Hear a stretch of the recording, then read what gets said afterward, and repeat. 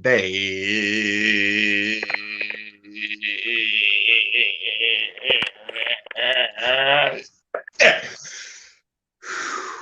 Long week. Alrighty.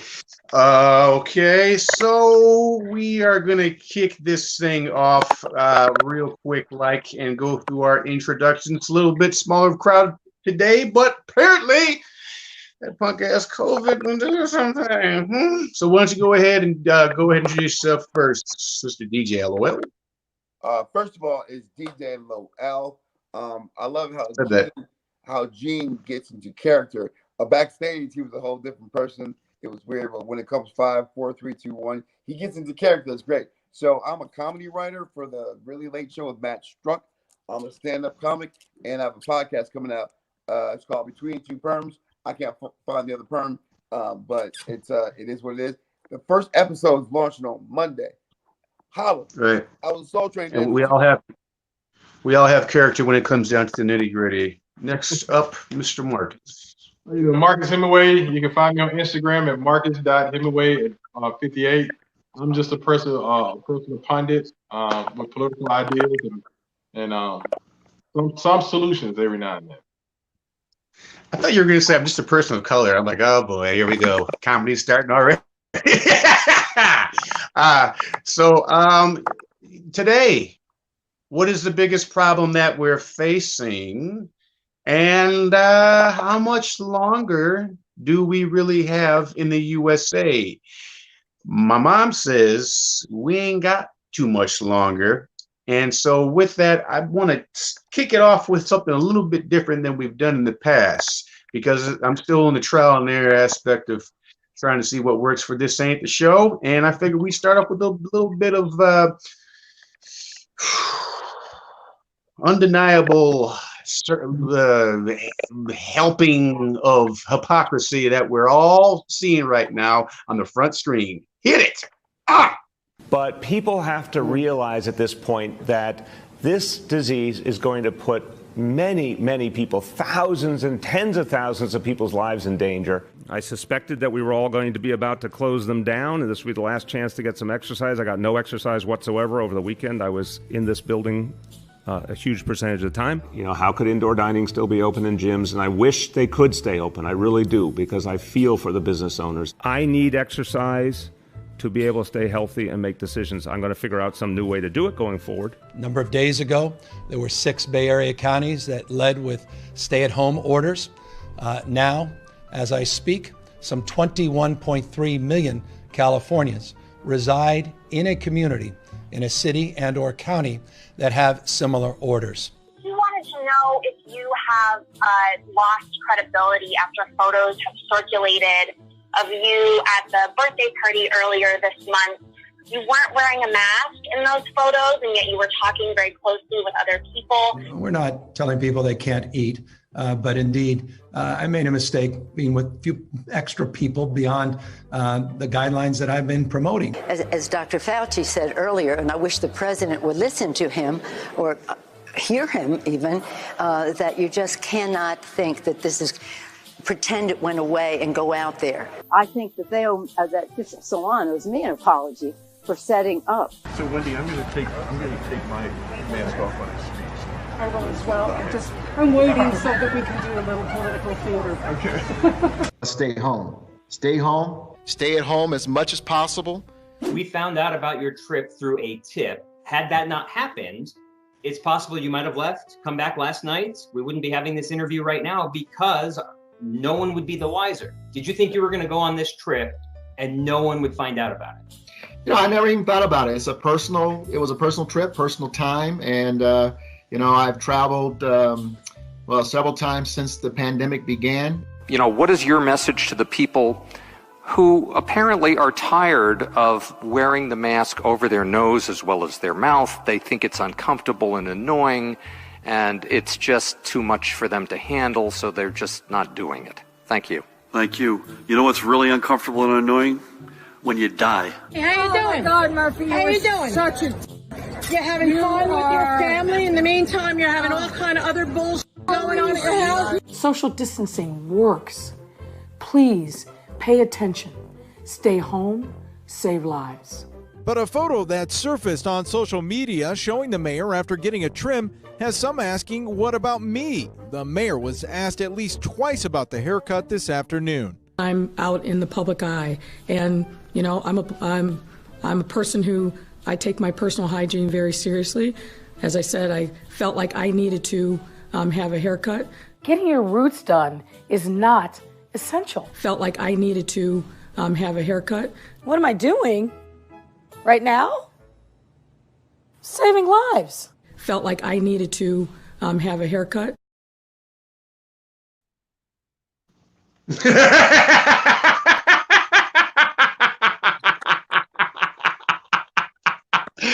something we can all agree on, right? It's that bullshit. What's up with your girl Lori Lightfoot, man, wearing that purple ass Bill Cosby shirt with that dad bod on? You know how crazy it is to be able to use that excuse and anything else, like, listen, baby, I love you. Don't cheat on me. Don't ever cheat on me. You're cheating on me, yes, but I'm saving lives right now. I'm saving lives. Like, there's nowhere else where you can use that. I don't know. I had to share that. Marcus, it sounds like you want to go ahead. The level of hypocrisy that we have right now in the United States is unreal. It has unmatched anything I have seen in my lifetime. And it's unfortunate because a lot of people look to these leaders for guidance and an example of excellence. But now we have a level of stupidity and dumb folks all at one level. And to cap it off, that Lori Lightfoot, God bless her soul, she's a reincarnation of Beetlejuice herself. And I wish she does better. I wish she'd do better. Because at the end of the day, she needs to know that she needs to set the example for the rest of the country, and including all the other leaders of those major metropolitan areas. So yes, check that. Vision just got on with us. Vision, we still can't hear. We're having technical difficulties. Yeah, I know. But what we'll do? We just heard. Whoa, Vision, say something. Oh, y'all can hear me now? Oh, yeah. Oh, that was it. Oh, they unmuted me. They unmuted me, man. God damn, oh man, what the hell? Me, man. They unmuted me, man. Okay, cyberspace. Oh, dude. All right. Okay. So, hey, it's not where you start, it's where you end up. Go ahead and give the introduction, Vision. Wow, man. I met the brother in what was it, brother? Hollywood, Beverly Hills. Yeah, the Beverly Hills Freedom Rally. Yeah, Beverly Hills Freedom Rally, a pro-Trump rally. But I must say, man, I loved it because I'm always a student of knowledge. It don't matter, what you believe in, what you may understand. It is the commonality that connects us, that moves this world. So, yes, of course, I believe in Black Lives Matter. Why? Yeah. Because blacks are getting assassinated by law enforcement the most. I got you. Of course, I'm a young black man, so I believe in standing up for my rights, protesting and whatnot. But that doesn't mean that all lives don't matter, because of course all lives does matter. So my name is Vision. I have an open mind. I'm not narrow thinking, anything like that. So I'm glad to be here, man. Truly am. Well, it's an honor and it's a privilege. We all appreciate it. We definitely had a good talk that night, and just to get everybody on the same page, I know we've kind of already said it for the viewers. The topic of the day is, what is the biggest problem that we are facing? Wait. Hang on, let me finish this up. From the world, as far as from America, the world, the universe, what is the biggest problem? And as we'll get into the later part of this show, how much longer do we have, meaning the USA, as far as existence? Go ahead. I'm sorry, BJ. So first of all, this is what we're not going to do today. Okay, Mr. Hemingway got to say something. I was going to follow up on that. And Gene, you're getting very better with your content. I'm doing my poem later on, and I got. Sorry, what? I am content. I don't have content. Content's got me. No, okay. Go ahead. I have another person. I'm not the only one fighting for myself today. This is great. But his approach is right. Pray for yourself. Started this it was 7 of y'all. It was 7 of y'all Trump supporters, and it was me. So my poem was the first time ever in life that I ever said Black Lives Matter. I've been saying the poem, but I wanted to say something. Oh, you want to say your poem now? No. I'm trying to figure it out. Gene, I was just trying to follow with Mr. Hemingway, being consistent. He said hypocrisy, and that was something that always drives me crazy. Obama wore a tan suit. Everyone lost their mind because Obama wore a tan suit, but Reagan wore a tan suit too, and nobody had a problem with that. Michelle Obama showed her arms. They called her too muscly. They call her Michael. Gene, do you think Michelle Obama's a man? I mean, I think you're making some good points, and typically I like to give the James award, but I can't give that to you this week, so I'm gonna give you a different award. That was a yes or no question.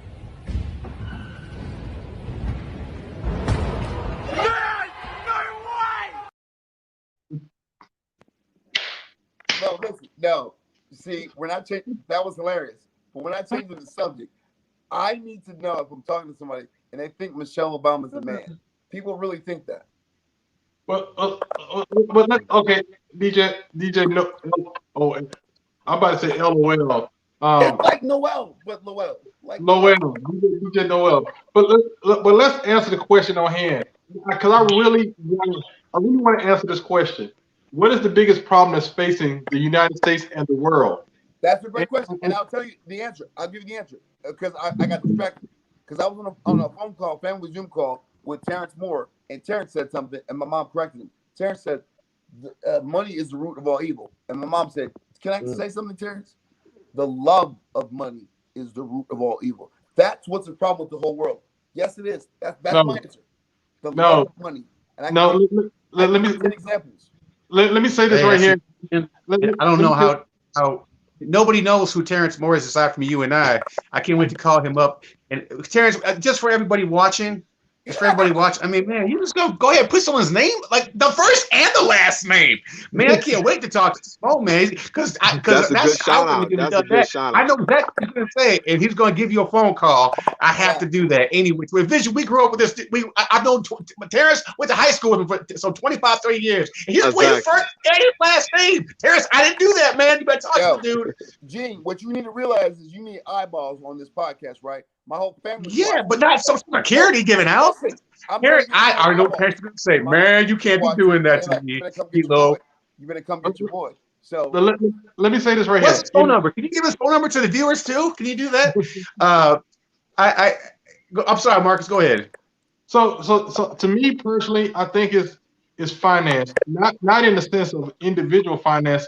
It's the global finance, and what I mean is that if you ever research money in finance, you'll see that in the United States, when we went away from the gold standard, that's the biggest problem. The biggest problem in any community is us going away from the gold standard. And what I mean is that we're printing so much money, the money's going to become worthless.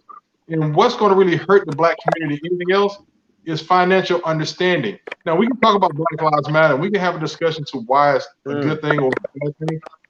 But Black Lives Matter means nothing if you don't have financial capital to move the market to which you're trying to maneuver through. And the thing is that when you look at the gold standard held it held the level of the cost of living down. And when I try to explain, a dollar was a dollar. A dollar was a dollar. And see, what's happening? The Black Lives Matter movement and other social groups are asking for $15 an hour. And I was having a discussion with a young lady who was lobbying on the Hill one day, and she was like, "Well, we need $15 an hour because we need a living wage." I think that's the biggest crock of shit in the world, because what is a living wage? A living wage. Wait a minute. Because the thing is that you got to ask yourself, if $15 catch up with the rate of inflation, then you're going to ask for more money, and then more money, and then more money. As you should. No, you should not. See the problem. Gold standard. I see what you're saying. This is my last point. I'm gonna pass it off. The problem is that when you catch up with the rate of inflation, that $15 an hour is not going to be anything. Think about it like this: in 1925, the first minimum wage rate was 25 cents an hour, and they said it was going to fix the social ills of the world. It went from 25 cents to 75 cents to $1.25 to $3.10 to $4, $7.25. Now you're asking $15. If anybody do a case study on Detroit and really look at it, I always tell people in the 60s and the 70s, the graduation rate in Detroit was like at 40%. Why? Because you knew you can make $50,000 working at a car plant. So why is that important? Because when those car plants up there moved and left Detroit, you had a bunch of unskilled laborers left there that could not do anything, and majority of those people were black. Think about it. Detroit was 1.6 million strong in the 70s. Now it's less than 500,000. I'm only saying. So the financial market is everything. I got you. All right. So I mean, and that's it's rolling out in the news right now as far as what we're dealing with overall in terms of what this whole strife is about. Why everyone's going crazy around the globe is not about, you know, Trump. It's not really about COVID. It's about the world reset. So now it's finally coming out right now. It's finally coming out. They're talking about the world reset, and that is directly linked to the gold standard. I mean, we could do a whole show just on that. Anybody who's watching, you know, by all means, leave your comments. But that's what this is all about. And so the last person to go ahead and threaten the gold standard was JFK, and you see how he ended up. So this is way bigger than the rest of us. From what I understand, some things are going to roll out, and I think we would all be pretty happy if we. Or grateful, I should say, if that did get implemented, as far as the gold standard, because otherwise you're just going to keep on chasing your own tail, and it gets more expensive to live. You know, back in the day, you know, a 25 cents will buy me a can of pop, you know, type of thing. But if as opposed to printing all this fiat currency out, it just, you know, it waters down the value of it. But there is some pretty exciting things going on right now. With the overall, that's a big part of why 45 has been going about making ourselves energy independent, and bringing all the market back here, because apparently he knew it was coming. Vision, go ahead real quick so we can move this conversation on. What's the biggest? You know, my thing is of course, you know, I'm in agreement, you know, the mismanagement of resources, the mismanagement of wealth in America, you know, but I think it's directly connected to homelessness. You know, I mean, America is the greatest country in the world. We're the richest country in the world in every form. Well, you know, it's definitely debatable. It's definitely debatable. But my point is, everybody look at America. We look at America in this sense, but yet and still, you can go, as I mentioned to the brother, as I mentioned to others, you can go directly from Beverly Hills, Hollywood, and go directly downtown Los Angeles and see thousands of brothers and sisters that's homeless. Yeah, I hear you. But yet and still, we always look at other countries. We talk about other countries, human rights issues and everything else. But yet and still, in America, we have this problem. And this problem is directly connected to wealth in America, the lack of resources to mental health. And I'm like, you know, as a person that's growing up in America, as a person that believes in Black Lives Matter, a lot of brothers and sisters, and Obama said it beautiful last week. He said one of the problems that I have with the Black Lives, well, he was basically saying this, the language of defund the police. Yeah, exactly. He said, don't say defund the police. He said reform. And I'm in total agreement, because when you say reform the police, but more importantly, allocate just 1%, into other programs in America, because the teachers, I believe, should get paid way more than they get.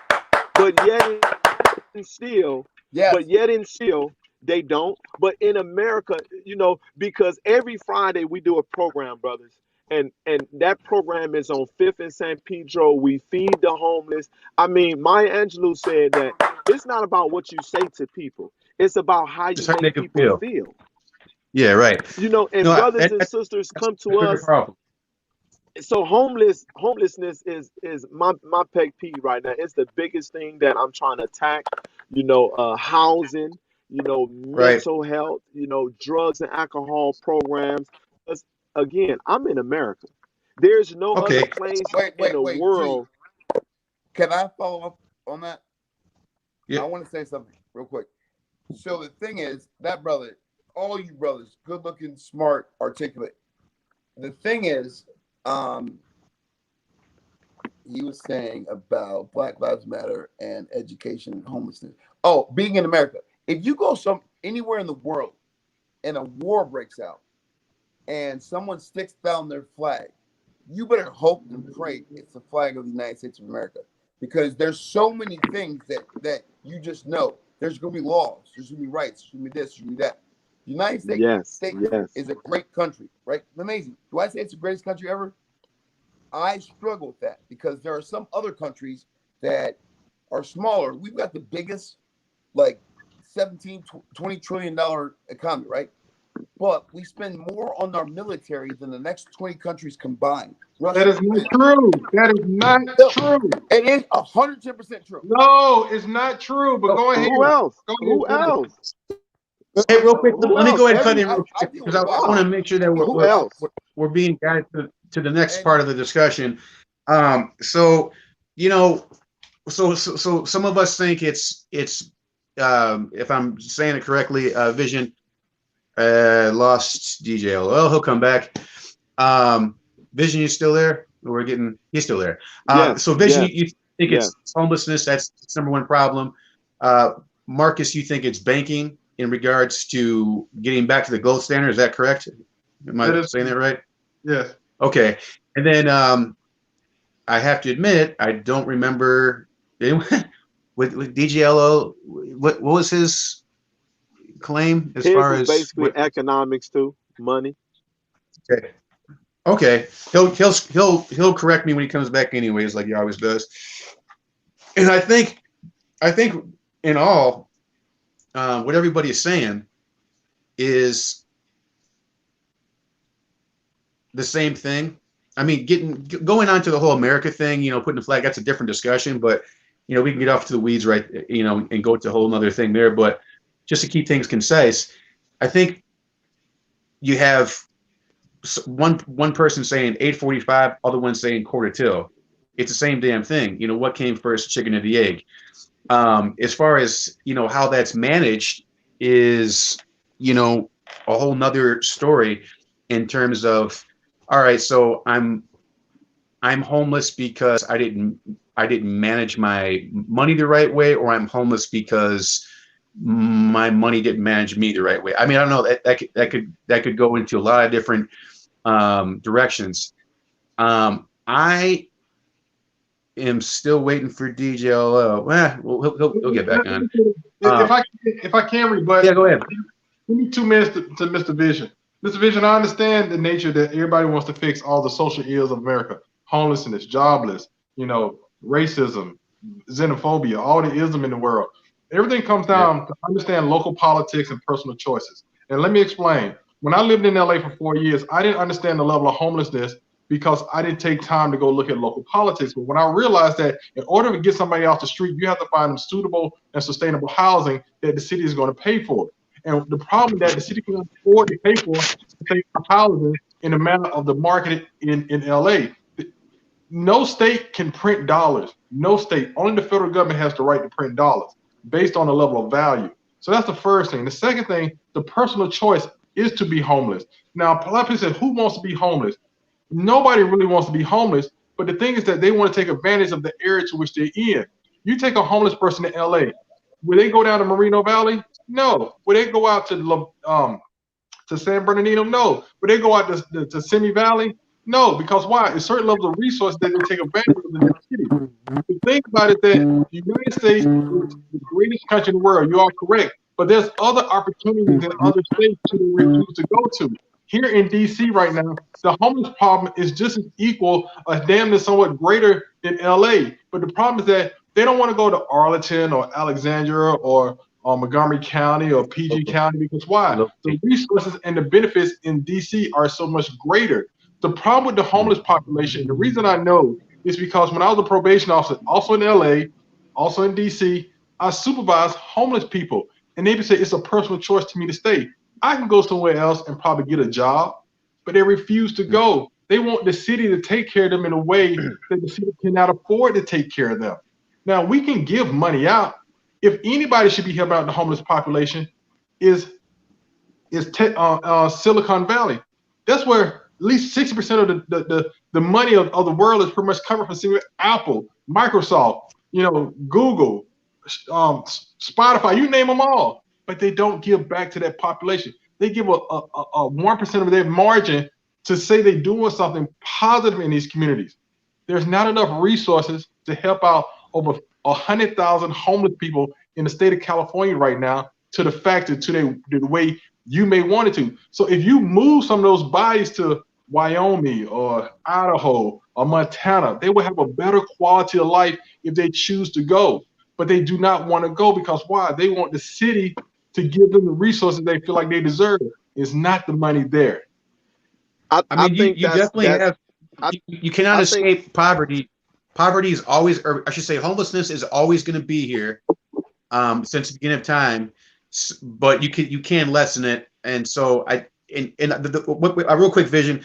The thing that really jumped out at me when I moved down here was it has California, specifically, has the most homeless people in the union, but it also it's the 8th highest economy. And so that made me think like what? That's kind of weird. And I got looking into it more as far as policies behind it all. DJ LO, I can't hear a darn thing you're saying. Vision, go ahead. No. I agree to a certain extent. My point is this. I think the greatest thing that we as Americans can do is invest in human development. We build the finest railroads, we build the finest buildings, we build everything. We invest in everything and beautify everything except in a human being, right?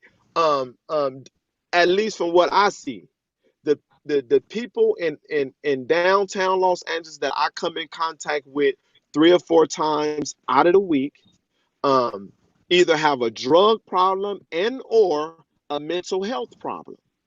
I mean, today, literally, right? We'll get straight to the point. I'm in Beverly Hills. Police come in a car and tell a homeless person that was directly on the corner, get up and move.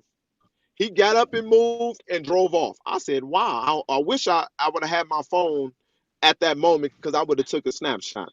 Another moment, not too far from that particular location, a woman in the middle of the streets pull her pants down and urinate.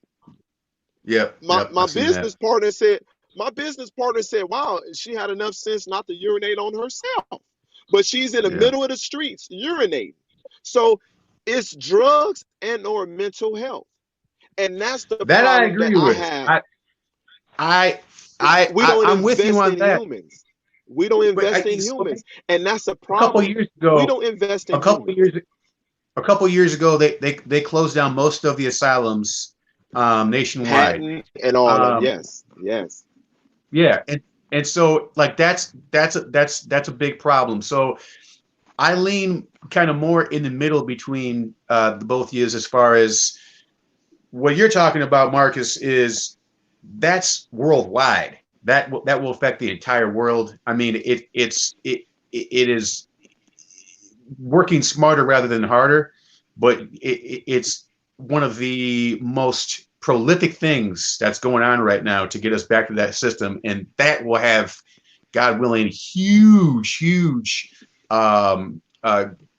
benefits for us all. However, you still can't escape how you manage the money that you get, i.e. mental health or drugs. That's always going to be a decision that you make. I've met a couple homeless people and transients to where they told me, I want to be on the streets. I'm like, you want to be? I'm like, okay. And I guess in a way, we all choose to live in certain situations that we don't it's like God looks down and says, "Why are you living like that? You don't got to."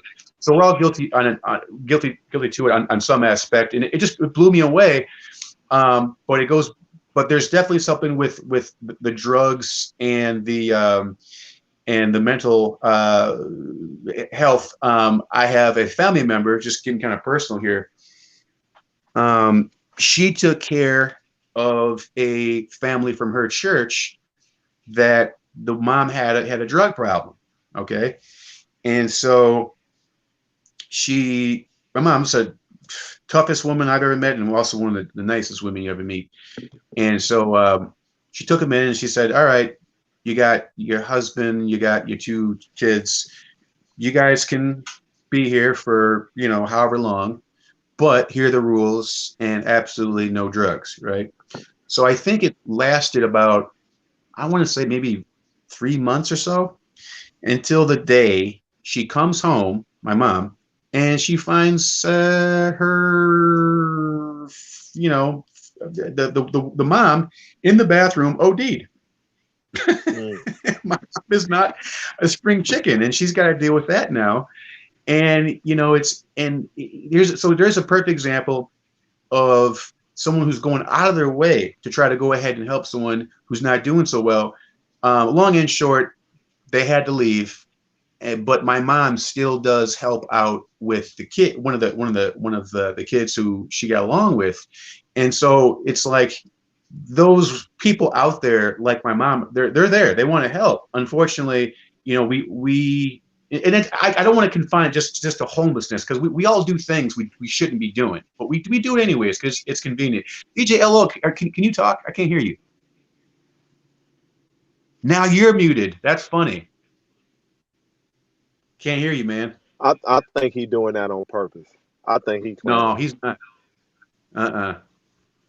Hey, DJ LOL, try to log back out and log back in, because I can't hear. We can't hear anything, man. Yeah, go ahead and try it. I can't hear you. And you know what? Exactly. That's purpose. We had to cut him off. I'm gonna give typically we have something called the James Evans Award. We'll get to that later, but we're not going to give out this week. But I'm going to give him the Big Flop Award because of his technical difficulties. For that, you can enjoy it when you come back, DJ.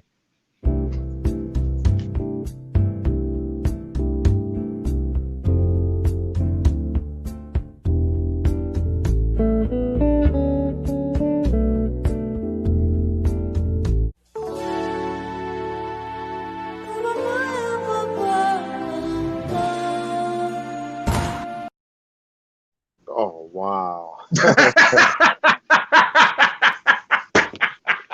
I love that.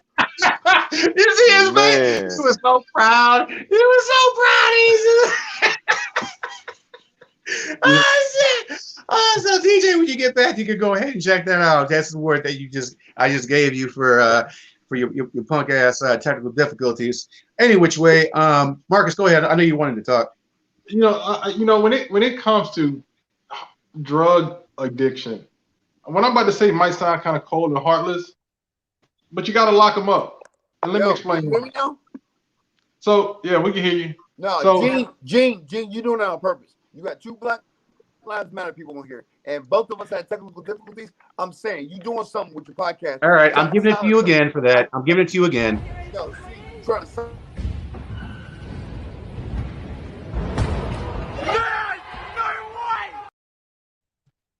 Gene, you're doing that on purpose. If you no, I'm not. I'm letting you know that. I'm letting you know right now that. But you that you're special. Why you be doing it to you? Oh, I'm a regular? Yeah, you're no, you're not. I told you. I understand why mine's, I'm, pro Black Lives Matter. So I understand me. I don't understand you though, DJ. So see, here's the thing, Gene. You find these people in any which way. You find these people that don't want to be. You probably think slavery is a choice too, don't you? DJ, you're too. You know what? I might have to renege on what I just said, Vision. You're like 2 seconds from getting the James Evans Award. I said, DJ, you are 2 seconds from getting the. That's it.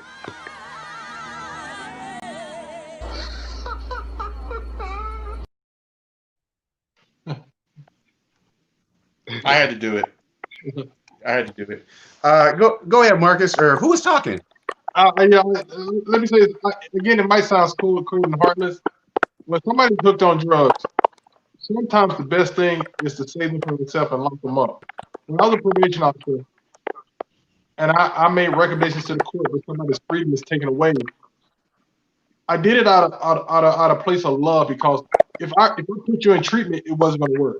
But if I took you off the streets and put you in jail, sometimes you'll realize your choices. And I have saved more people's lives than I had hurt. And when they went to jail, they wrote me letters. When I see them on the streets now, they say, thank you so much. You helped me out. I got off drugs. Yeah, you were tough on me, but I needed that tough love. We can put people in treatment programs. Again, there's a level of capital that we have to fund these programs, and we just don't have it. A real treatment program is not 10 days, it's not 28 days, it's not even 90 days. You need 6 months and better. In most places in the United States, at least 99% of all places in the United States don't have that type of capital to actually do that. The 1% population can afford these things, and the average Joe cannot. So sometimes if you have somebody, be honest that locking somebody up for having drug possession and addiction to a narcotic is the best thing that you can do to some people sometimes. Not all, but some. Yeah, I've heard stories like that too. People saying incarceration had them knocked or whatever habit that they had. I've heard stories like that too. So here's what I want to add to this. Go ahead. But I mean, I'm not saying, okay, this is one thing. When it comes to mental health too as well, that's not a choice. That's a disease. There are some drugs that will induce a mental health issue. You might have an underlying mental health issue that you didn't know, but using certain narcotics and self-medicating can make the situation work. I've learned a lot of times if you are bipolar and you do cocaine, that exacerbates. You can identify based on that issue. And I'm sorry, some drug dealers are. My mom is a substance abuse counselor, but some drug dealers are therapeutic sometimes. Hey man, I don't hate it because if you're bipolar, it's going to get weird. So what you're saying, I'm agreeing with you again, brother, Mr. Hemingway. You're spitting facts right now. So let's start the factually basis, okay? And it's factual that Gene muted me because he didn't want me to be on this broadcast with 2 Black Lives Matter people. Okay. Yeah. So I'm still here, Gene. Okay. What you doing? I know you for 27 years. What you want to do? You know what you're doing. You know what you're doing to me, don't you? You know what you're doing to me. Oh, I'm gonna get another word. Turn to make a beats myself. Bam. Yeah, Route 1. Route 1, this way or that way?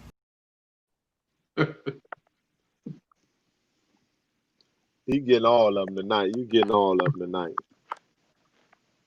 Listen. I wanted to go ahead and add something because I never actually I never said the thing that I thought was the kid and caboodle as far as the biggest problem that we're having. I think the biggest problem that we're having now is the same one that we've always had. It's just more so pronounced because we are in a very, very unique time to where there's a lot of confusion. There's a lot of perversion, and there's a lot of corruption that we're seeing in live time. Nobody knows what.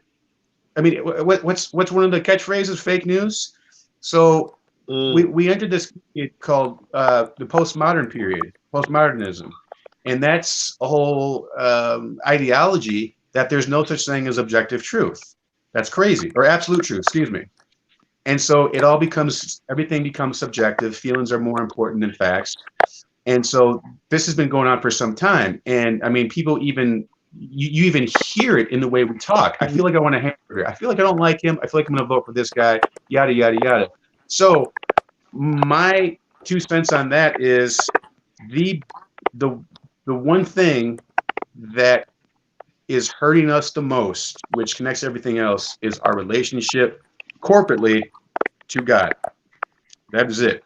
And so you can take that a lot of different which ways, but you will see plenty of examples in the Bible, and I can't really say that with the Quran, but with many faiths out there. But I can only speak about Christianity because that's what I am. So that's what I know. That whenever you have a people that corporately stray too far from God, He judges them every single time. And so, that kind of leads us into the next part of this, as far as how much longer do we have. If you look back in history, every civilization, every powerhouse from Rome to Greece, Egypt, whenever they started to getting into pedophilia and things became too decadent, that's when things collapsed. And one might make a good argument saying that's kind of God's tipping point, to where it's like, all right, I'm pulling it, I'm cutting it, I'm pulling the cord. Pedophilia is one of those things to where, most of us, I would say 99% of us on both sides of the political aisle can agree, like, that's effed up, shouldn't be doing that. And it's beginning to be normalized right now, even from a legislative standpoint. So I overall think, and this is going to sound a bit grim. No. I mean, hang on. In the end, I definitely have a very strong faith and belief that God is and He will be coming back here pretty soon. We'll all see it. We've got a lot of things that speak to that. But I think overall, as a country, as a nation, I think at the most we have 25 to 30 years left. So that can I just say something real quick? Number one, yeah. I want to make sure everything is based on facts. So, Gene, let me ask you a question. Do you think Trump was... I have a question. So you can go ahead and answer it. No, I have a question for you. So we can base this on facts. Oh. Do you think Trump was on the plane with Jeffrey Epstein and the girl who is the worst pedophilia kingpin ever? Do you think Trump was involved with that? Was Clinton on the plane? Perhaps. If you guys want to say everything pedophilia is so important, don't shake your head. Answer that question. Do you think Trump simply was on the plane? The manifest shows him and Epstein. That's it. So you guys want to say he's the savior of pedophilia? You also said last week, DJLO, that this is the cleanest election we've ever had, and we're seeing it that's not true either. So I asked you a question. I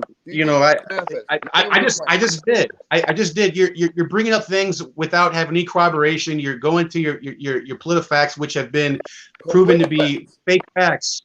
All these, what's funny is all these little these fact-checking places, it turns out they're all left-leaning and they're all getting money from your Soros and your Democrats. So I don't trust those any more than I can throw them. What I do know is that Trump has, at many times, he has distanced himself, like in Epstein, when they did things inappropriate that has to do with that. Perfect example, when Epstein got in trouble, messed around with some younger age girl at his golf course in Mar-a-Lago, he kicked him out.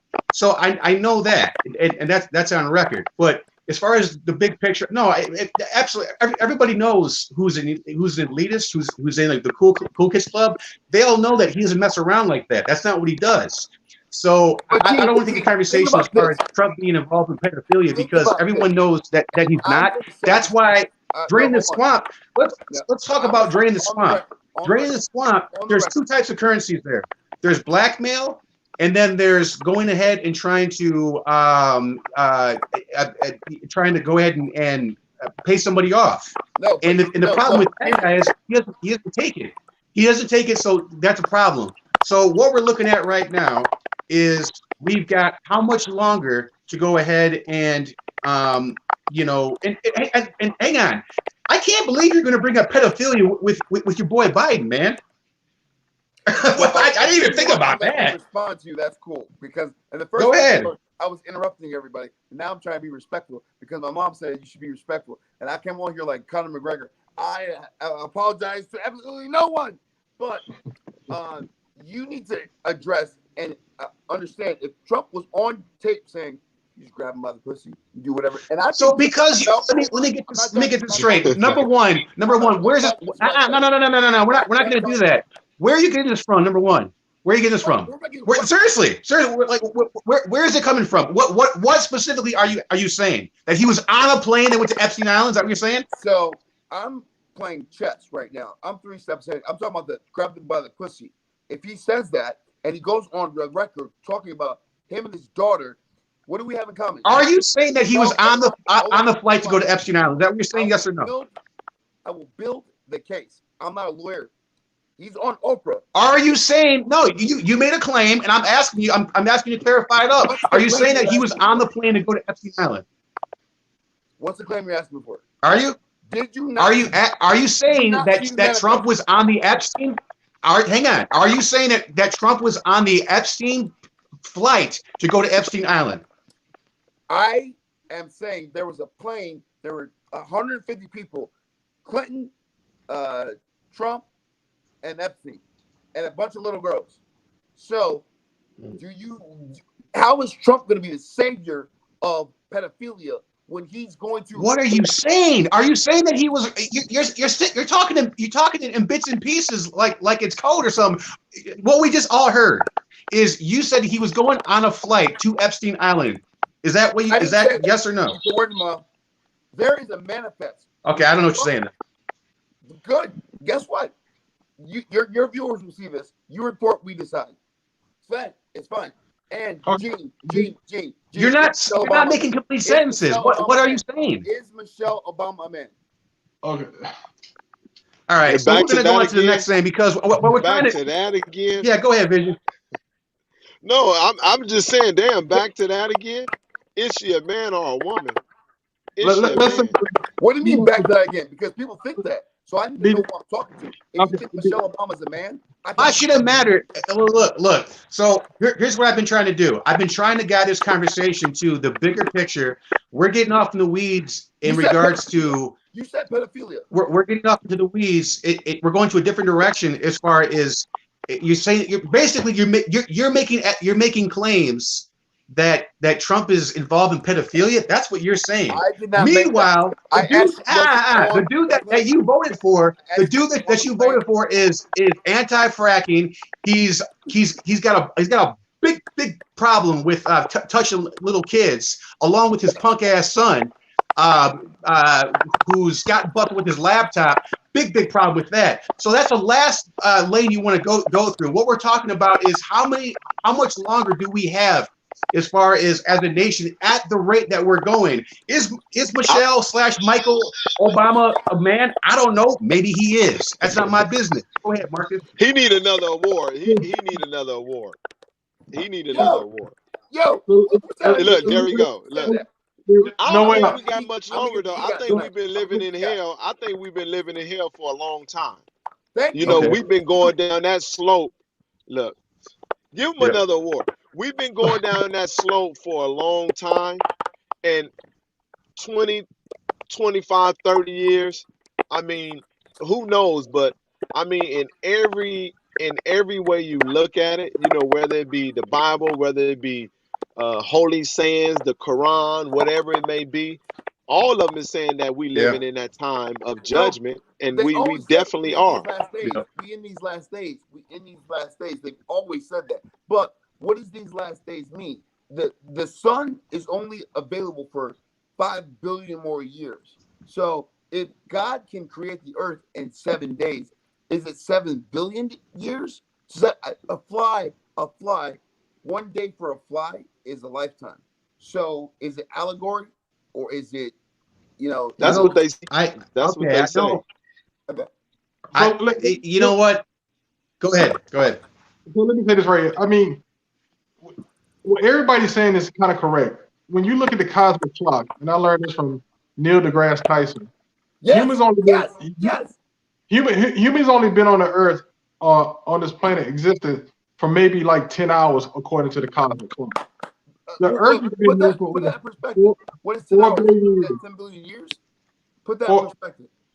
I mean, he said like 10 hours. That's like maybe 1 million years at best.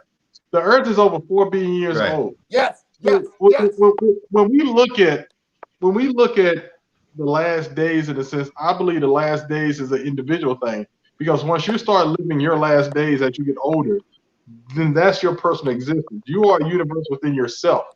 Now, when you spoke about great countries like Spain, England, Rome, even when you look at Alexander the Great, the Persians, the list goes on and on and on.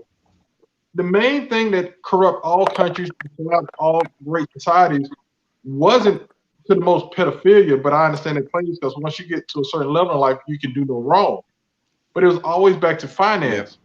When you look at the great Right. Roman society, they did bread and circus. And I talked about this a long time ago.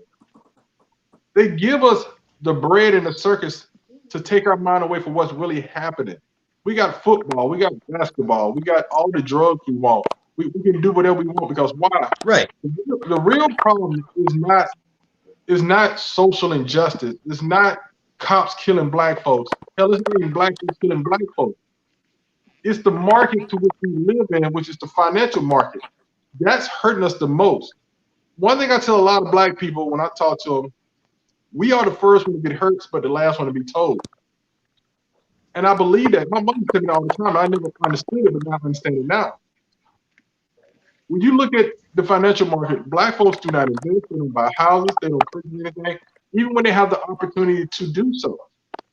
They'll say that's not for me, or I just like women, or I don't want to buy those stocks, I don't know how to deal with all that stuff. I don't need no life insurance policy. That's that white folks stuff. But when it comes time to need those resources, they're not to our avail. Well, I think what you're saying, Gino, is correct. We have a level of being in a certain place that we can do no wrong. And we start doing things against God's will that'll take us down a bad path. But also, Vision, you are also correct too as well when you look at how we treat ourselves in our own community, and as well as when I say our own community, I'm not talking about just black folks and black folks. I'm talking about to the laws to which we create to make a better community. Whites, Asians, Latinos, gays, lesbians, whoever. We're putting one group of people always up against the next group of people. And my last thing is that we can never be whole because we can't let things go. When we look at the black population, we understand that we had Jim Crow, slavery, desegregation, all this shit. But we can't heal until we realize that we got to let it go. And the problem is that black folks are by far the most perpetual naysayers when it comes to our own demise. What do you mean by that? What do you mean by that? What I mean is that if we see a light and say, okay, I think we get to the point that we're equal, we're one-on-one, we'll say, well, what about slavery? Knock us back. What about desegregation? Sounds about that. But wait a minute. I'm gonna say, my biggest pet peeve is that when you go on Facebook, a brother gonna always put up pictures of black folks being hung in the South, or a little person getting beat or spray painted dog. You keep reminding us of the negative, so you don't let the positive even come through. How can I heal if you keep putting the scare?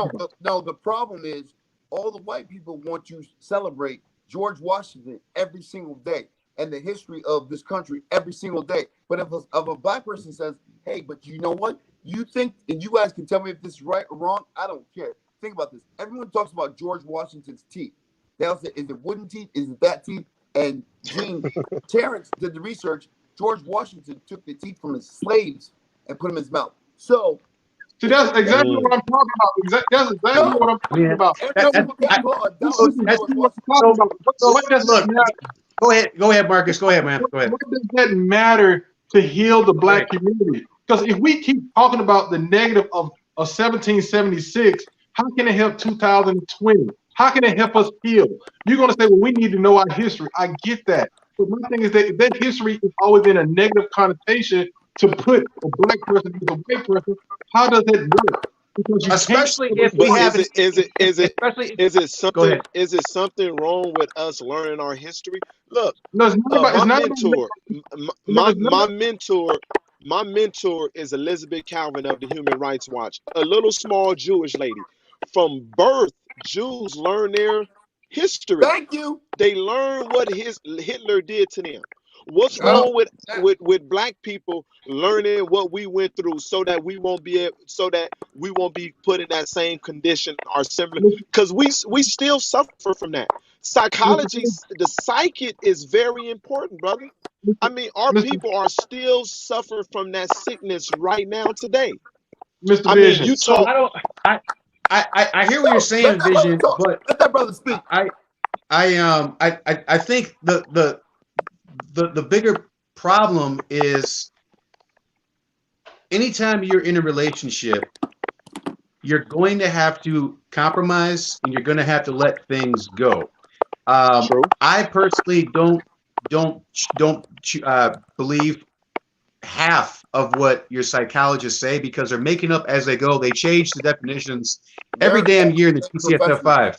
So, you know, they change things as they go. I have to go off of God's standard in terms of how to go ahead and judge things. And so with that being said, how far do you get in a relationship if every damn time she wants to bring up some old stuff and you're like, where did that even come from? It's like, well, you did it that one time. It's like, we're not even doing that right now. So I messed up in the past. It's like, yeah, but I want you to remember it. It's like, well, we're not gonna go too much further. And so, but there's no problem. Jews definitely do a good job of knowing their history, but you're right. We don't, as black folks, know our history. We don't know that we actually had slaves too. We like to leave that out as well. As far as George Washington, yeah, George Washington did have slaves, but he actually gave his slaves freedom and property towards the end of his life. We don't know about that. So as far as what Marx is talking about, which I agree with, is we focus so much on the bad stuff and we don't see. Hang on, I'm almost done. You can go ahead and chime in. We focus so much on the negative stuff and we don't go any further. It's like, yeah, George Washington may have had that whole thing with his teeth. And so no one's saying that didn't happen, but we don't go a step further and say, wait a minute, we had slaves too? And it's just like, no one's getting out of this thing alive. No one's getting out of this thing unscathed.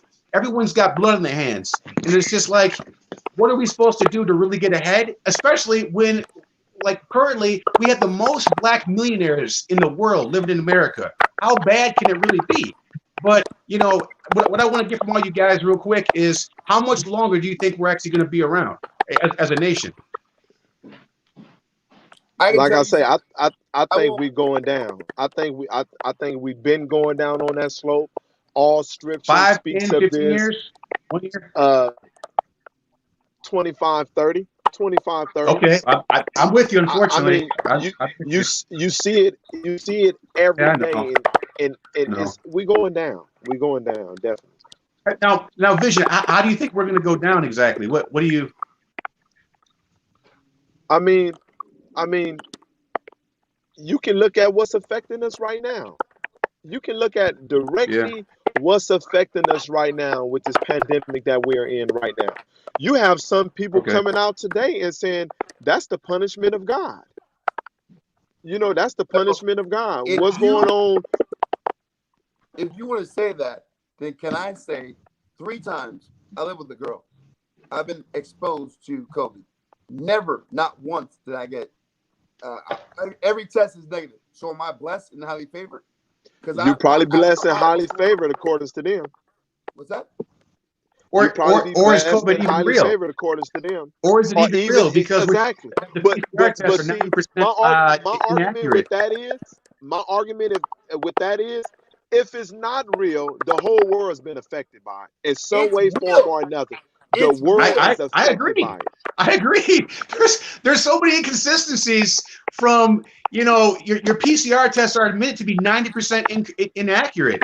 And so you have only 8,000 people in America that have died without any comorbidities. How many people? And so with all of the do as I say, not as I do, governors and mayors out there that are getting caught basically doing the same things that they're telling us not to do, they know it's a hoax too. And it goes back to that whole world reset we were talking about at the beginning.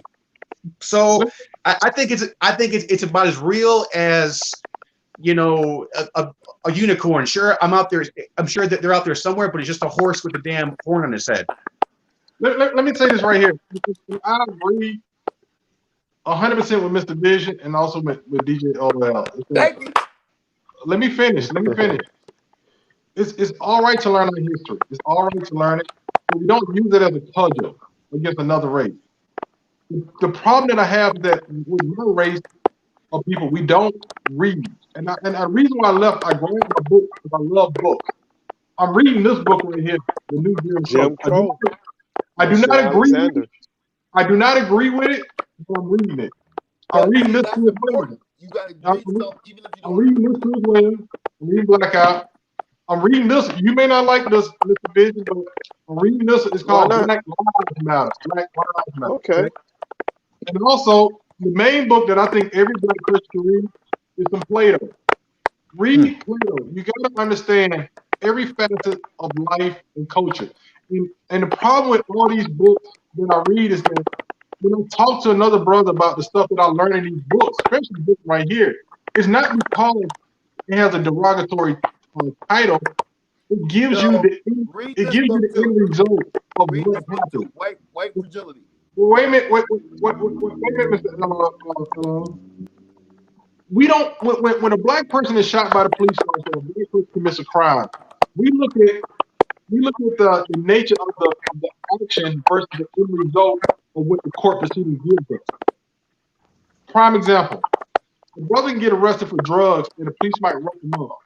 He goes to court, but we see the beginning, but we don't follow through. I ask a lot of young brothers, have y'all kept up with the Mark Arbery or Retired Brooks case? No.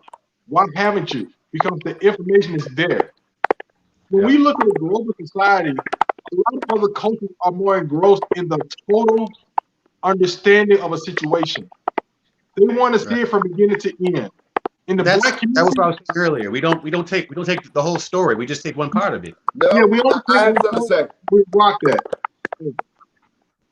Well, hang on, Marcus. Real quick, we gotta come. We gotta finish the wrap up of this. Hang on. How much longer do you think we have? Hang on. I gotta get this answer quick. Me personally, the human race. No. Just the U.S. of A. The U.S. Oh, we got about 400 or 500 years. I have something compelling to say right now. 400 to 500 more years. Okay, all right, gotcha. All right, DJ LO, you're up. Oh, listen. So a couple episodes ago, Mr. Hemingway said this, and I take notes. He said, "What has Obama done for black people?" Now I'm gonna say two things. First of all, you don't need to be the president for black people. You need to be the president for everyone. But for everybody. How about this? I got popped for possession of drugs, and I showed up, and it was a black judge, and I showed up wearing a suit. Everything was cool. The DA didn't show up, or the cops didn't show up, and the DA was like, "Yo, we would like to delay this for another week." The black judge, Uncle Phil, was looking at me like, "Nigga, you showed up for court. You're dismissed. You're good. You're free to go, Mr. Kirkpatrick." Obama has appointed more black judges than any president. And so you want to ask about what about? Don't shake your head, bro. So let me get this straight. Hang on, just so I understand this. So for a crime that you you just admitted that you did, you're saying that Obama hooked you up in a way to where because of the black judge who you think because you're black, that's not a good that's not a good look, man.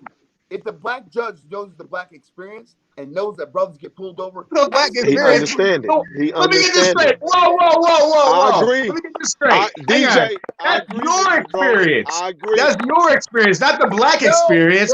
Everybody who's watching that, I'm going to go ahead and speak a little bit louder on that. Just because you're black does not mean you do drugs.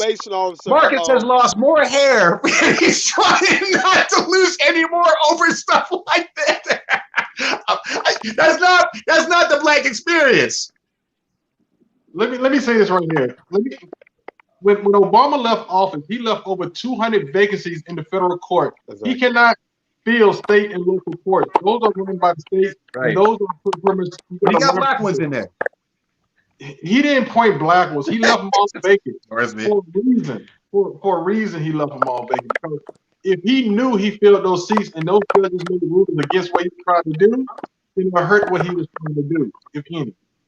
Now, Uncle Phil. Uncle Phil don't give a shit about your color. He don't give a shit about the black experience. The reason why he dismissed the man's case because the state did not prove his case, so he was affecting this man's rights. Why would I hold a case over when the state has a duty to be prepared for trial and the state was not? So that Uncle Phil didn't give a shit about your black experience. He gave a shit about affecting your rights. I mean that's an assumption. That's definitely not on. We're getting into the whole assumption zone, and the point that he was making was what did. Well, I don't know how we got here. How Obama? Go ahead. Go ahead. Yeah. Judges look at not being their rulings being overturned on appeal. Right. Exactly. So, but my thing is, back to what you said, I say the United States have at least 500 years, and let me explain why. We make everything here. We have the best economy. If we continue to keep making everything in the United States, we have more resources than any other country by far, other than Canada. We have more resources here in the United States than any place in the world right now. They need us. The United States move things, and we're a young country. You gotta understand, England, they've been there for thousand years. It's our turn. If we keep going on this path of social injustice, racial equality, that's the only thing that's going to kill the United States. It's a base. We got to go back to basic tenets of you as an individual making your life better to make the community better.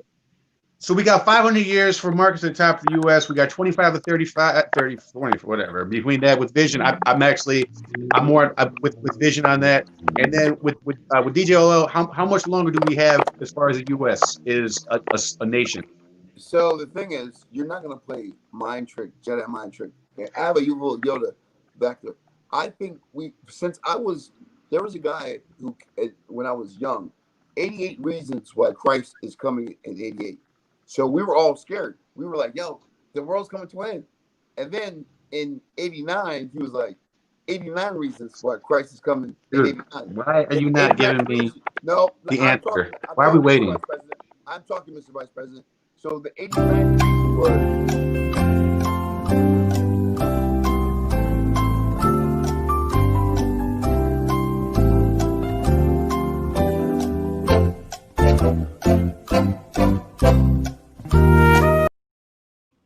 They don't want to hear the truth, okay? I'm gonna do this poem when you're ready. I'm done. I'm not saying nothing else, okay? Black Lives Matter. Okay? Black Lives. Okay, so how long? I mean, what do I have to give you another award? How much longer do you think we have? Another billion years. Yeah. Okay. All right. Hey. All right. I asked for it. I got it. I believe in science. I believe in science. My mom and I do too. That's why I don't wear a mask. So I will go ahead and thank everybody for coming out today on the show. I'm doing my poem. And apparently somebody has a poem that they want to share with the class. We show and tell sometimes around here. And if you've noticed that I have kind of a shitty grin, that's because I do. Go ahead with your poem. I want to let everyone know that I've known Gene for a long time, and he just morphed me into Van Jones, which is weird. So I don't appreciate that. But I'm gonna say this poem, and I hope you guys can think I'm apolitical. But I want to see your feedback. Here we go. Ready? After all the pain, I'll try to contain the hurt that we feel. I pray this country shall and will heal. As soon as we get past, shall I stand or shall I kneel? Ooh. Now let me change the subject to the current state of affairs, to an issue close to my heart in which I deeply cares. If you say all lives matter, that's some old Oval Office backroom bullshit chatter. It comes down to an insult to the many lives. This happened during I forget what shooting it was. To the many lives, 17 to be exact, taken, gone too soon, at the hands of a member of a gun cult. To death, I say, not today. Go fuck yourself, NRA. A gun lobby. But that's totally okay until those guns get to the hands of the NWA. Perspective. An unarmed gorilla dies, shit happen, and all eyes cries over the life of an animal. But you shoot and kill a black man on the run, caught without a gun, and that's totally acceptable. Man, this debate has become nothing more than a laughable spectacle. Trust me, I don't want to divide or be divisive. But those days of putting us in chains and giving our entire family pain and taking our names, making us submissive, over. Black Lives Matter. Dear Mr. President, for you I did not vote, but for you I pray and I hope. Damn, I miss those days of hope and change. America can continue to be great with much less hate from your administration that has a fixation on hocus pocus focus from POTUS. Oh, on some bullshit from the past that broke us. Bars. I had to do that. Yeah, see, bars and bars. Check it. Poetry and hip hop is not far from who we are. Life has always been good to me, never hood to me. Because I have a mother like no other. Every summer, no heat. Yeah, like Biggie. We went to the CYC to get food to eat. She worked 3 stressful jobs and thrived so I could survive and continue her vibe. Check it. All right. I'm almost done, Gene. Stop breaking character, okay? I mean, I know I'm just I'm trying to make sure Marcus is going to make it through. Marcus, come on, man. Stay with me. Yo, Marcus is